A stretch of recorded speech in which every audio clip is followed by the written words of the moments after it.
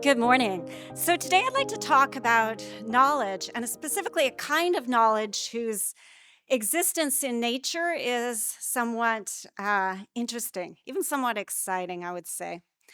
Because intelligent life is abundant and diverse, there are many different instances of knowledge more generally.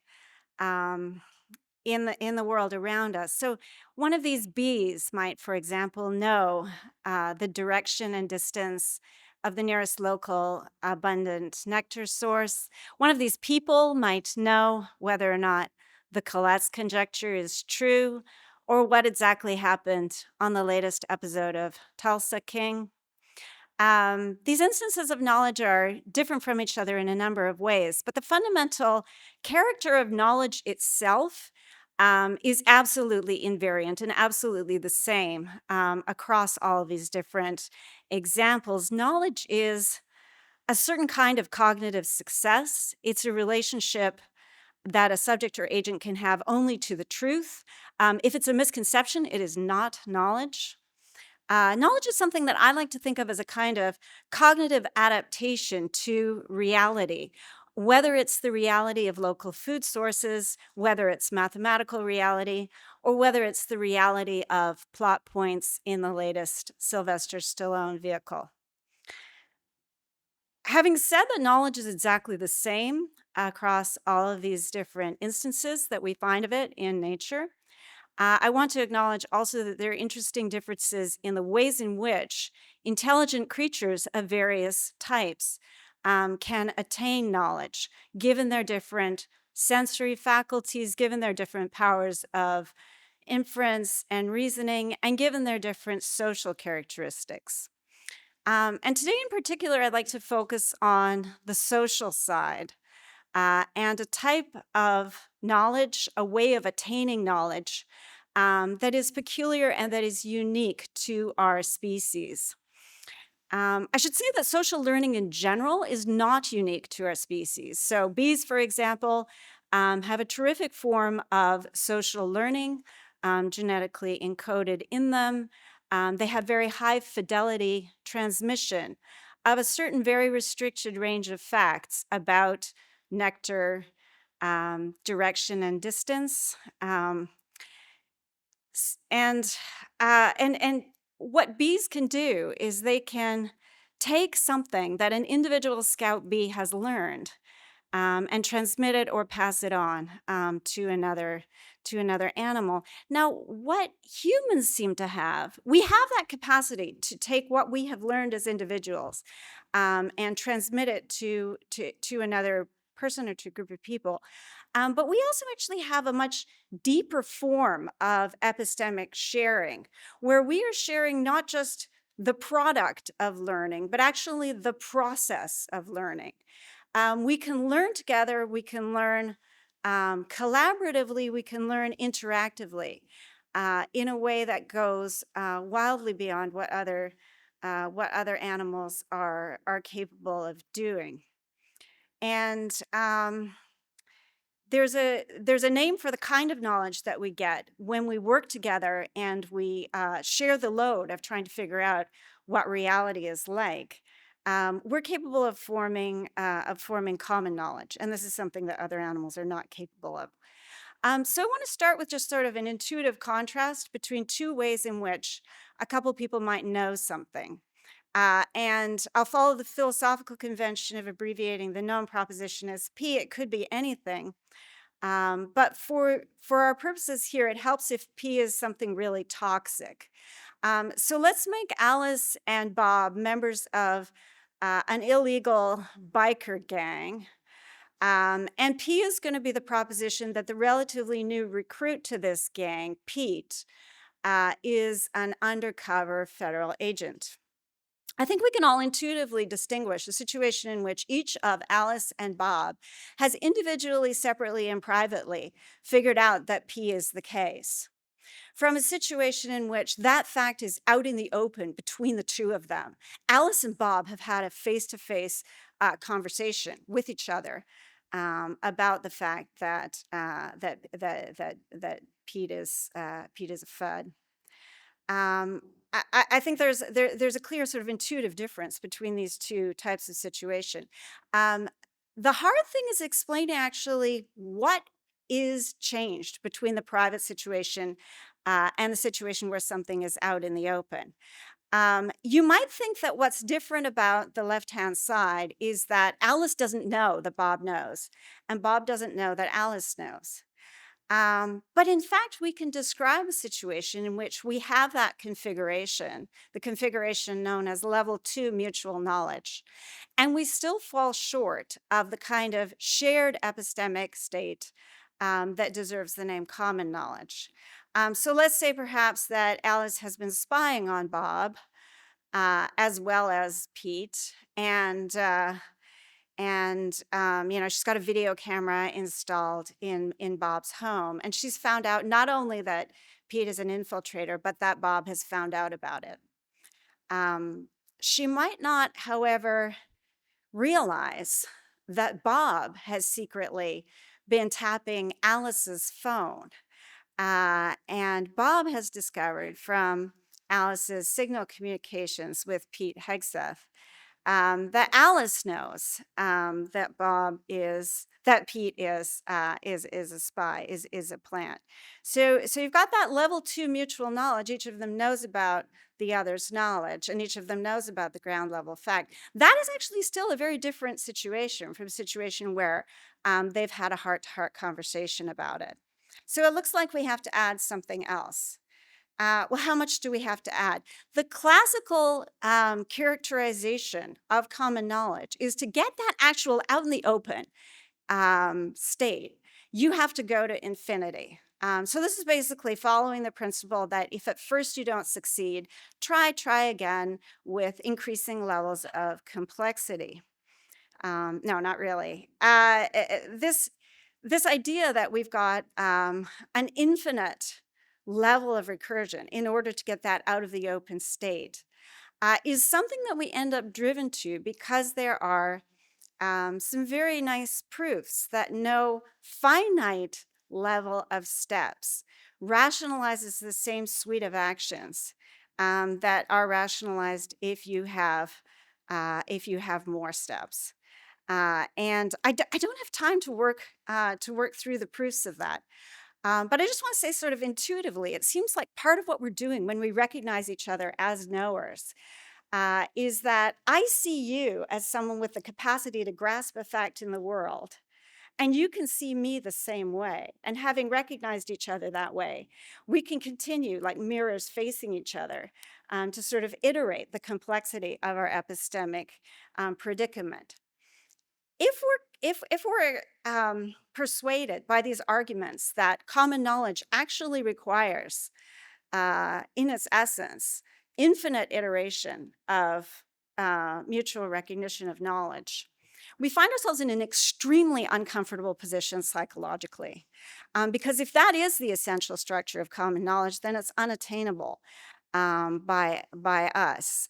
It's widely taken to be the case that that we're not actually going through anything like infinite cycles when we're engaged in face-to-face conversation with each other.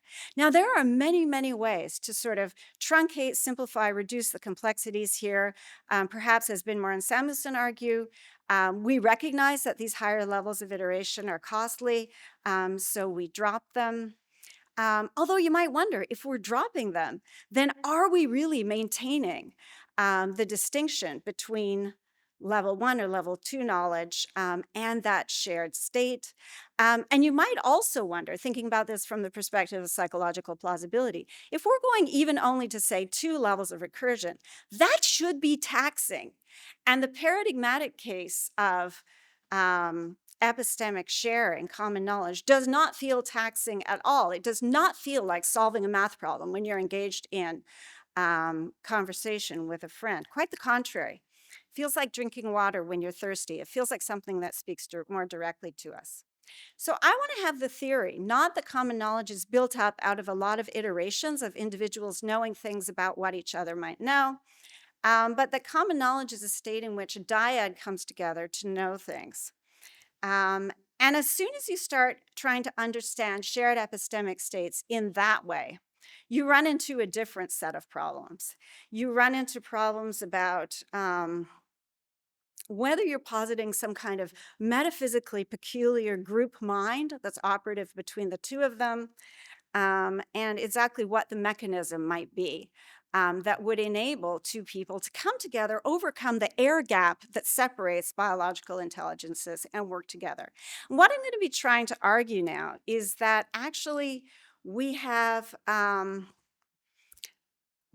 some configurations and mechanisms that we can employ, which actually give us the benefit of enabling reinforcement learning systems of the type that in all other animals operate just at the level of the individual. Those reinforcement learning systems can operate on dyads or possibly larger groups, although today I'll be focusing on the dyad. One of the things that propels me in this direction is that recursively understood common knowledge is not just psychologically problematic, it's epistemologically, it's a hellhole. So I strongly encourage you to read this paper of Harvey Letterman's, in which it's argued that one of the things you get, if you want to think of common knowledge iteratively, is that the performance of the group is always dragged down to the level of the lowest performer. So if one of Alice or Bob is more knowledgeable than the other, the best they can do is get to the get to Bob's level if he's further down. It has always seemed to me in conversation that two people together can actually combine their epistemic powers in a way that gives them reach that goes beyond what either of them could get on their own as an individual. So I want to try to build a model of common knowledge in which that's possible. And a motivating analogy for me has been the analogy of multimodal sensory integration.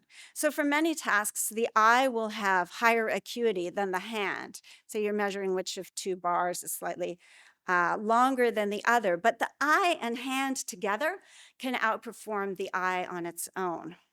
One of the factors that makes this possible, that makes it the case that the senses can combine to build a sharper picture of the world than either sense on its own, is that the different senses inform a unified agent who is capable of acting and interacting with the world on the basis of the combined signal received from both sensory modalities. The sensitivity of each sort of added up to build a super agent. I think that's what happens with us in conversation. So let me say something about the structure of the conversational dyad. So the dyadic form of language use is the first learned and primordial form. Other forms of language use, like what we have here, are parasitic on that and possible for you only because you acquired a first language in a one-on-one exchange. Conversation always involves two roles, the role of the speaker and the role of the addressee. And in a genuine dyadic configuration, which we're not in right now, we would have a turn-taking structure moving back and forth between the two parties. That's something we do in a way that's effortless, and that's something that we do a lot. So human beings are spending between maybe 20 and 30% of their waking hours in free-ranging conversation with each other. So we're very well practiced at that. And what I'm going to say is the dyad, as a dyad, comes together and manages to know things, manages to make judgments in its capacity as a dyad. From that dyadic coming together and making judgments, each of the parties involved can download or inherit the knowledge attained by the dyad for their own individual use later on. But let's start with dyadic judgment. One of the very interesting features of face-to-face dialogue is that it involves quite a bit of eye contact. Eye contact is another sort of two-headed arrow.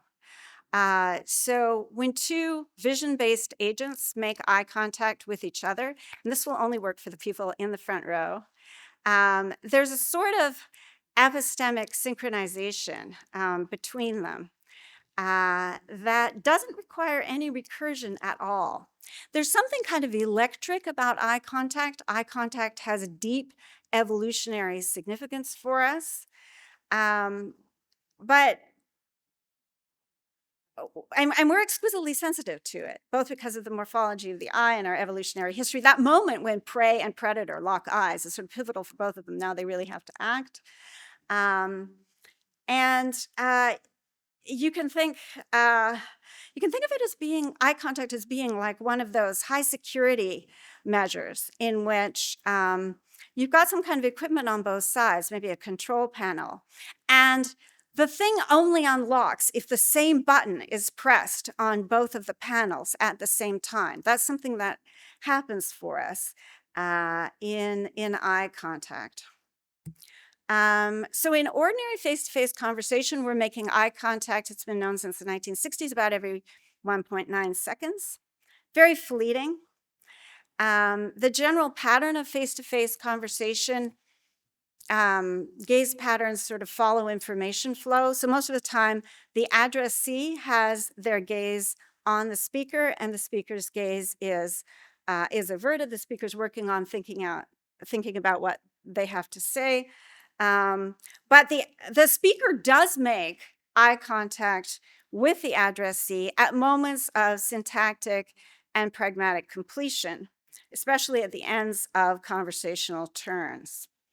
But even at the end of, you've got a complicated sentence, maybe at the end of an if clause, you'll look over at the addressee. At that point, the addressee gives you a signal. And here I think I've been very much helped by some of the big data work on this lately. So I've been looking a lot at the candor corpus of conversation that dropped in 2023. Okay, so the speaker is always taking a leading role in conversation. They're always starting exchanges. And the addressee has the receiving role, and they are always ending exchanges. And both roles are extremely important in dyadic judgment. The speaker can talk about absolutely anything. Look at me now, using the full range of human vocabulary. And what I am doing is I am putting content in joint attention for the conversational dyad. The addressee has a very, very restricted range of signals that they can deploy. There are signals of comprehension. There are signals of failure of comprehension, repair signals like, huh?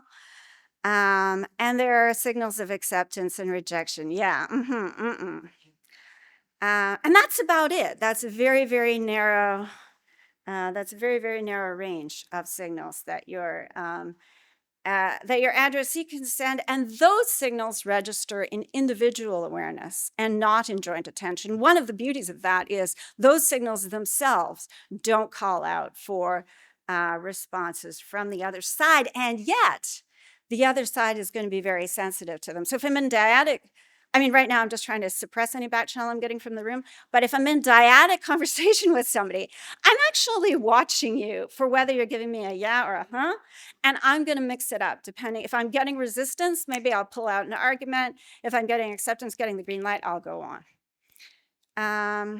Okay, those back channel vocalizations are happening very frequently, maybe once every 4 seconds. And that's robust across languages. I realize my graph is much too small for you to see, but it's from Mark Dingumatz's absolutely fabulous paper, Interjections at the Heart of Language, which I recommend to you. And the lower graph is from that candor corpus paper showing nodding and shaking heads at the end of conversational turns. We like addressees who give us a lot of shaking and nodding, and you can read the Reese paper for details on that. And we're getting a lot of it. Now, I characterized eye contact as a kind of bidirectional signal. It has the same mutual significance for both of the participants. What we have in conversation is double bidirectional signaling.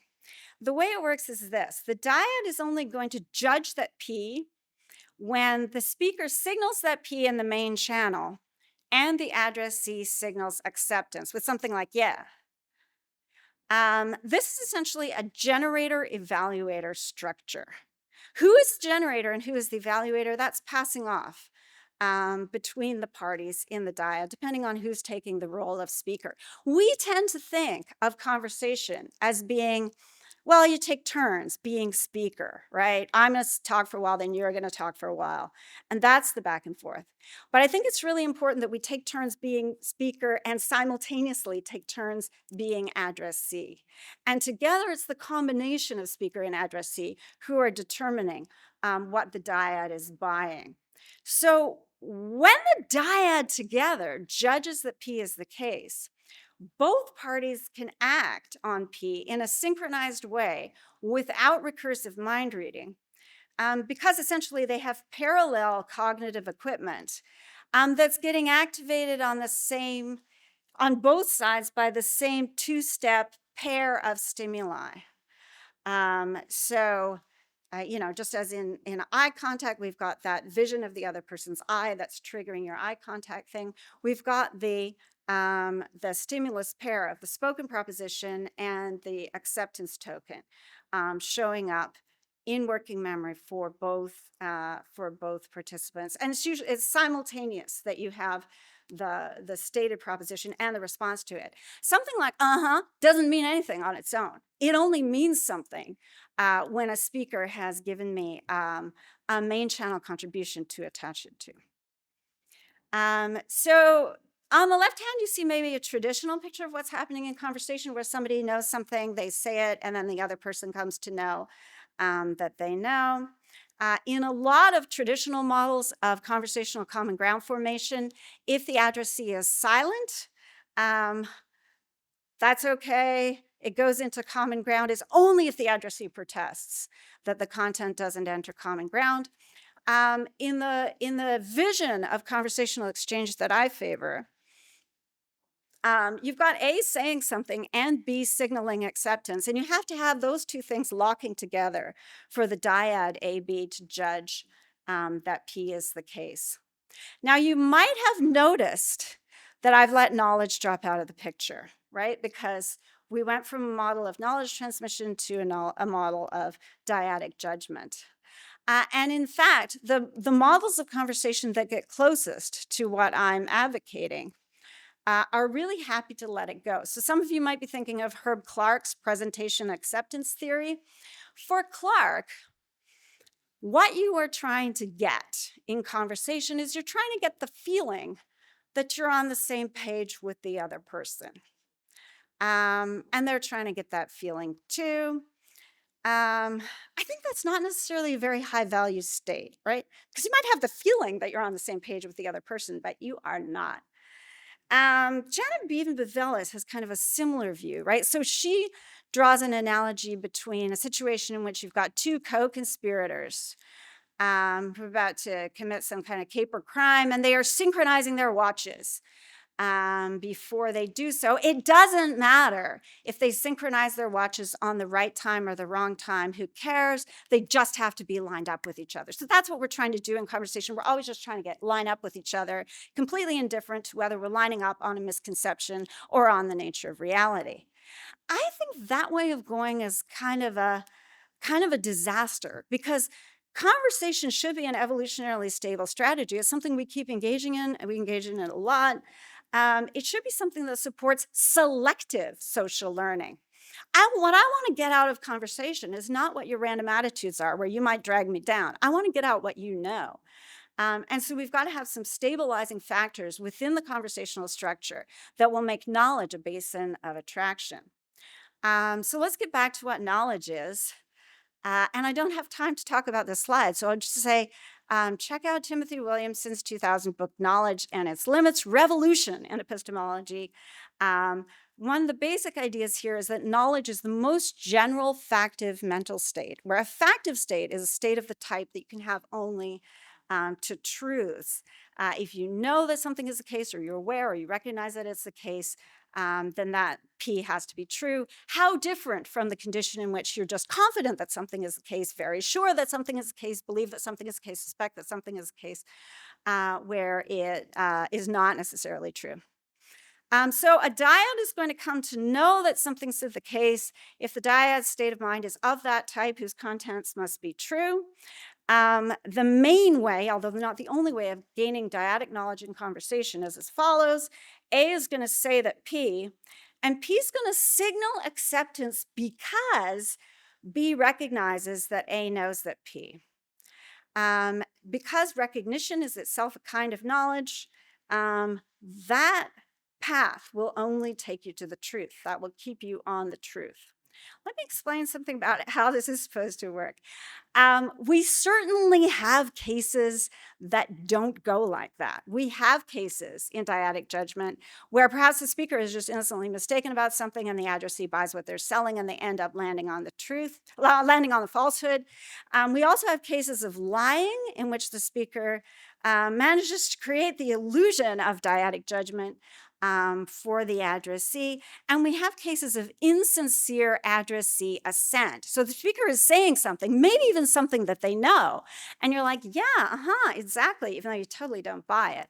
That can happen too. So in all those cases, we've got something that's falling short of knowledgeable dyadic judgment. That can happen. And conversation can still tend to pay off for us. If there's some way in which the structure of conversation could be such that it's optimized for knowledge gain. And here I want to go back to that analogy with multimodal sensory integration. So I think what's key here is that dyads act on the basis of their dyadic judgments. So we make a deal about where we're going to go for lunch. I suggest a place, you're like, yeah, okay. And we're going to end up meeting up there. And we will be in trouble if the place no longer exists or something like that. And over time, we can learn from situations like that. Much more proximally, what we buy into as a dyad in conversation affects where the conversation will go. Our actions are systematically more or less rewarding as a function of the epistemic quality of the judgments that we're making, whether these judgments do or don't amount to knowledge. And ordinary processes of reinforcement learning over time can actually drive the production of dyadic knowledge. So if you go into the candor corpus, you'll see lots of conversations with strangers. And it's really interesting to look at the places at which they give each other acceptance and the places at which they give each other rejection or resistance. So a typical conversation, some guy from Wichita who works for a construction supply company and some woman from Oklahoma start talking to each other. And he says, yeah, I live in Wichita. And she says, yeah. Now, why does she do that? Well, I don't think she's making a sort of strategic, explicit calculation of which response token to utter. I think reinforcement learning has trained her to respond to learned types of situation with appropriate types of response. And in particular, she doesn't have to have independent advanced awareness of the fact that he lives in Wichita. If we were restricted in that way, so we could only give the yeah to things that we already knew were the case, we wouldn't have epistemic gains from conversation.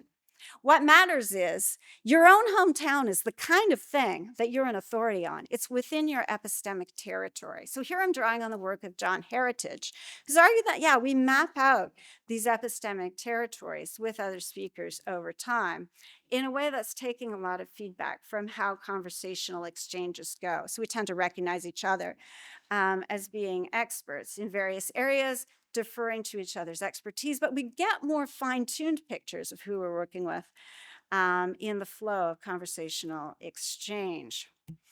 So you just look at that guy and you see him as knowing what's in the box, and you might ask him about that. When you ask somebody a question in Heritage's framework, you're positing that they're in an epistemic superior position to you. And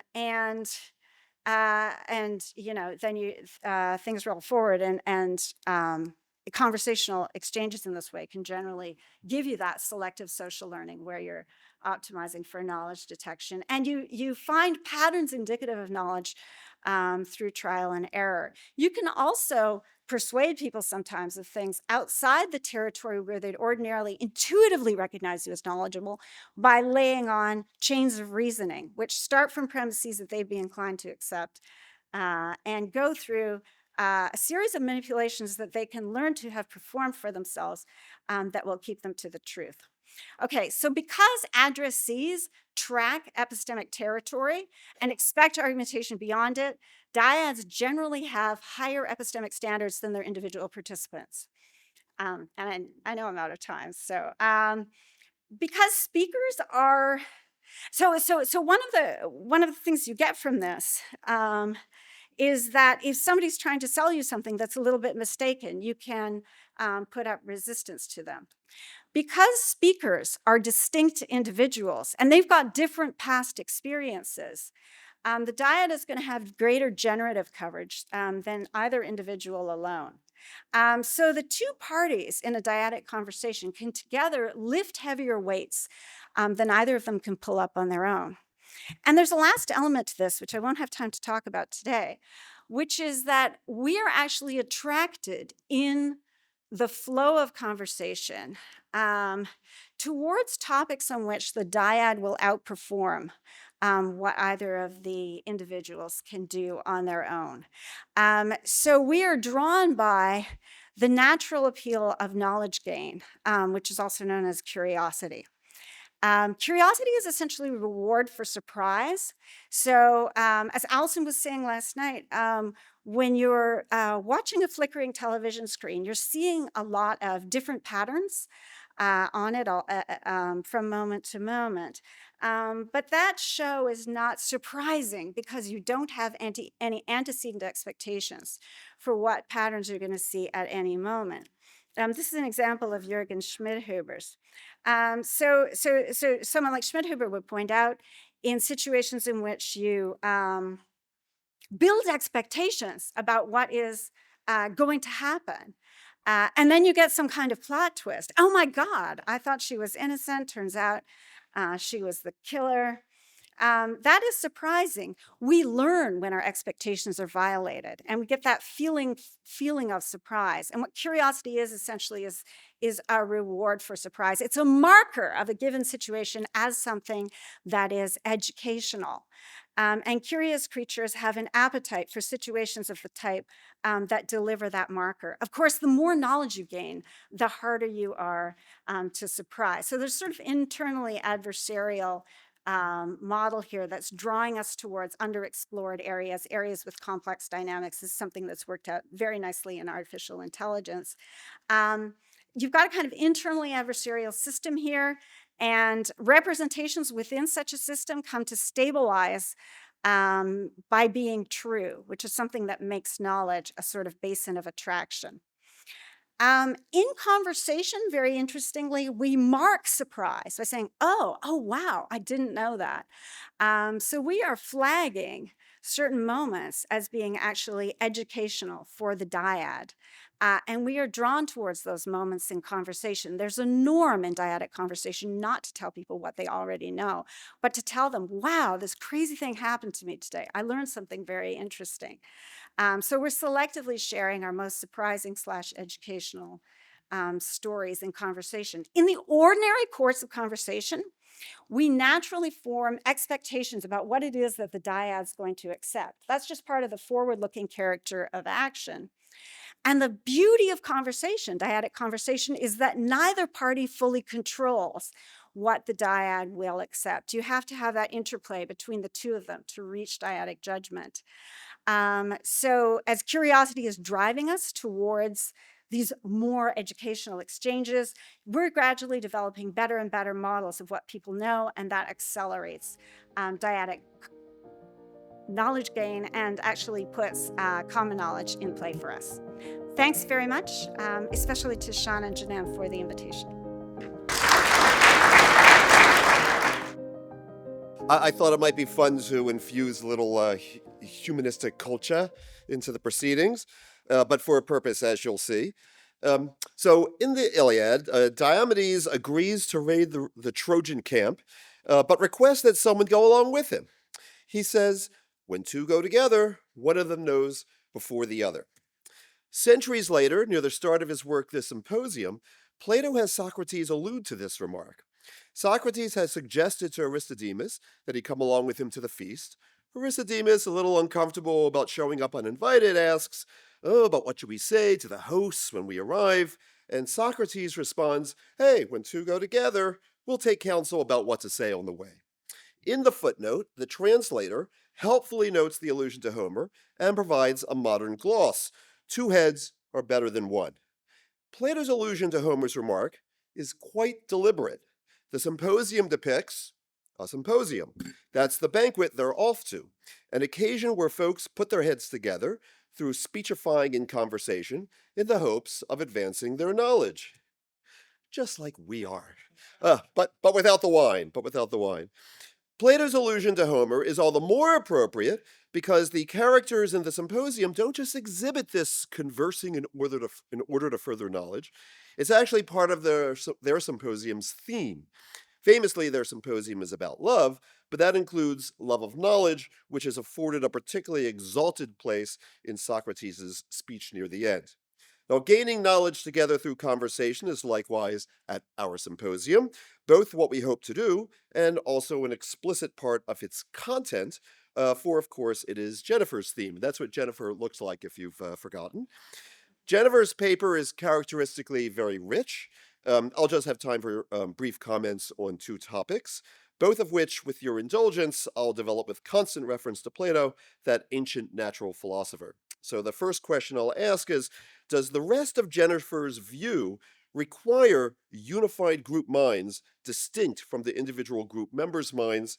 The second will be, on her view, how far does common knowledge extend beyond the basic case of a conversation between two people? And if I succeed in talking way too fast, I might have 30 seconds on reinforcement learning to try to engage a little bit of conversation between Jennifer and Allison.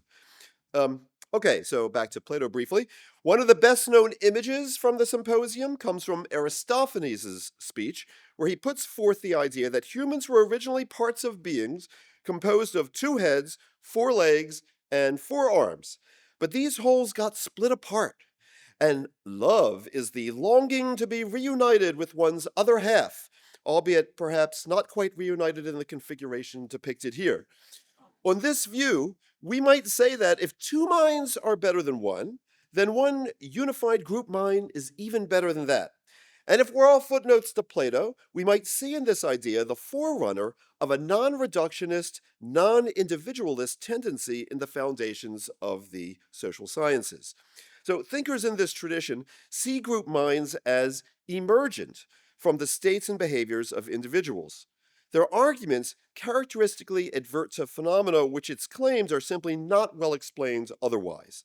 Thus, it's a well-known historical example, Durkheim argued that mass emotions could only be explained by positing some sort of collective consciousness not reducible to the feelings and attitudes of individuals.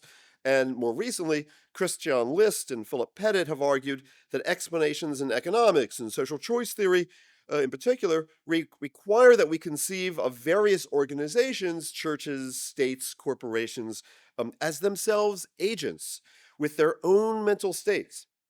The opposed reductionist, individualist tendency in the foundations of the social sciences resists such claims.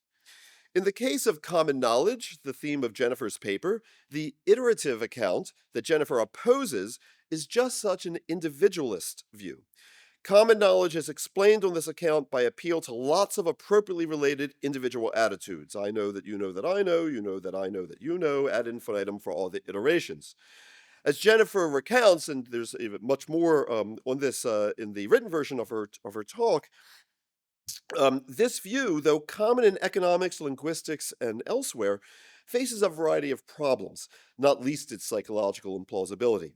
But given the immense role that common knowledge seems to have in our uniquely sophisticated capacity for flexibly coordinating behavior, Jennifer is loath to dispense with the idea of common knowledge. Her beef is just with the standard individualist account of it, hence her group mind alternative. So now, if a typical conversation engenders a group mind, an epistemic subject in its own right, as Jennifer puts it, then group minds are much more commonplace and mundane than Durkheim or even List and Pettit envision. Their ubiquity in such basic cases may thus help soften one up, for understanding is not merely figurative, other, and including perhaps some more rarefied cases, of attributing mental states to organizations and not just to their members. So, like, the New York Times believes that so and so will win the election, or that corporation knew that that equipment was defective before it installed it, and so on. But conversely, The suggestion that the world is populated so readily by so many group minds, like all the various ones just conjured into existence this morning by our chit chats over coffee, this suggestion might motivate for some a search for an individualist alternative. So, I'm actually I don't mind group minds, but I'm supposed to comment, so to argue for the other side, can we take on board everything else Jennifer says without going so far as to posit group minds? So Jennifer details what enables common knowledge in basic cases, what causally leads to it. Um, could those enabling conditions simply be what common knowledge is? So here's a first pass, no doubt inadequate, needs more bells and whistles, but maybe A and B, two individuals, have common knowledge that P, just in case A knows that P, B knows that P. So am I catching up there? There we go. B knows that P. And each has sincerely and successfully signaled that P to the other. This makes use of Jennifer's own materials. It covers both perceptual common knowledge grounded in visual joint attention and also Jennifer's conversation cases. And it adverts only to individual attitudes and the individual's behavior towards one another. Also, it's perfectly consistent with the possibility that A and B achieve common knowledge where they might not have achieved knowledge individually on their own. That is, it allows that two minds are better than one. Now, one ground for resisting such a reduction could be a desire to accommodate a wider range of cases, including the wider range of communicative scenarios that technology has enabled beyond the basic case of two people talking face to face. And in her paper, Jennifer explores this some in the written version, and she mentions, for example, phone calls and texting. And she also notes adaptations to their effects on the kind of back channel signaling that she was talking about today. But she says she finds particularly challenging cases with no relevant interaction. So none of the looking and eye contact involved in visual joint attention, no vocalizing in response to an assertion, etc. And she gives the example of loudspeaker announcements to a waiting room. Jennifer suggests that in such cases, perhaps signaling might be replaced by default expectations, noting that loudspeakers in such scenarios reliably capture attention, and they do so with content that's expected to be relevant. But I wonder what Jennifer might make, what we should make, of older technology, writing. So, writing allows for communication across large expanses of space and time. The cultural ratcheting up this enabled was, of course, enormous. Its two minds are better than one on steroids. For example, as we saw, Plato read Homer, and many of us since have read Homer and Plato both. So, what should we say? Should we say that Homer, Plato, and we contemporary readers have common knowledge in the sense that Jennifer's trying to get at, that two minds are better than one, for example? Homer may not have specifically addressed me, right? He didn't have me specifically in mind. But the addressees of the loudspeaker user are likewise unspecific. And as with loudspeakers, great writing certainly captures the attention of the audience it creates. I mean, it's perhaps, well, maybe it is, maybe it isn't. It's perhaps worth noting that Plato probably took the Homer remark to be common knowledge among his immediate readership. The modern translator is understandably less confident about contemporary readers, and so needs to make it explicit. And I have now told you about this exchange with Homer and Plato, etc., using a loudspeaker there. So more generally, one might wonder whether or when common knowledge on a view like Jennifer's might be transitive across testimony. Okay, now, Jennifer describes the loudspeaker case in her paper as a challenge for her conception of common knowledge, but let me help her out. Maybe she needn't worry. And similarly for the case of writing. Jennifer wants to identify a natural kind, to carve nature at the joints, as Plato put it, and that's an ancient butcher there. Um, Contra worries that others have raised that there might just not be a unified phenomenon here at all, and so we should just drop the idea of common knowledge as an explanatorily useful tool, or explanatorily useful notion in the social sciences. Maybe the various cases should get explained each in their own way. And Harvey Lederman, who might be out there today, is someone who has suggested such a possibility. But explanation in the sciences and elsewhere can allow phenomena whose paradigmatic cases on the one hand and penumbral cases on the other form something of a space, perhaps as in something like this example from a different domain. This is from Peter Godfrey Smith, discussing how Darwinian populations are distributed in a space of key variables. You'll see up at 111 is the paradigmatic case of a Darwinian population. And from this perspective, the challenge posed by loudspeakers and writing may not be a challenge to Jennifer's view of common knowledge. The challenge might rather be just to fruitfully lay out how various cases relate to the basic case.